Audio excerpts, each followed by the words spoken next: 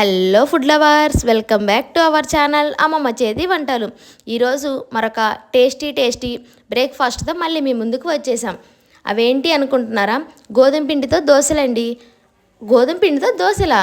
మీది మేము ఎప్పుడు వినలేదు, చూడలేదు అనుకుంటున్నారా? ఇలా ఒక్కసారి 2 నిమిషాల్లో అయిపోయే గోధుమ పిండి దోశలు వేసుకోండి.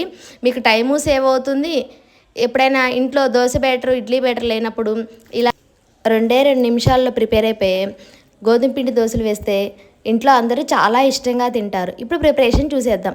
1 కప్పు గోధుమ పిండి తీసుకొని తగినంత సాల్ట్ యాడ్ చేసేసుకొని వీడియో క్లిప్పింగ్లో చూపిస్తున్న విధంగా వాటర్ యాడ్ చేసుకుంటూ పిండిలో ఉండలేమి లేకుండా మిక్స్ చేసుకోవాలండి.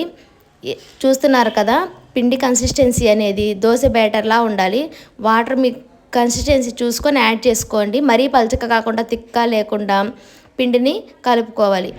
అలా మిక్స్ చేసి పెట్టుకున్న పిండిని దోశలా వేసేసుకోవాలండి. ఎటువంటి మైదా కానీ, బియ్యపు పిండి కానీ, సోడా ఉప్పు కానీ ఏమీ అవసరం లేదండి.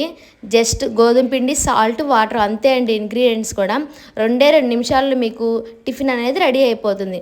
చూశారు కదండి దోశ ఎంత పర్ఫెక్ట్గా వచ్చిందో. మనం నార్మల్గా వేసే దోశ పిండితో ఎలా వస్తుందో అలానే వచ్చాయి దోశలు. అంతే అండి, ఎంతో టేస్టీ గోధుమ పిండి దోశలు.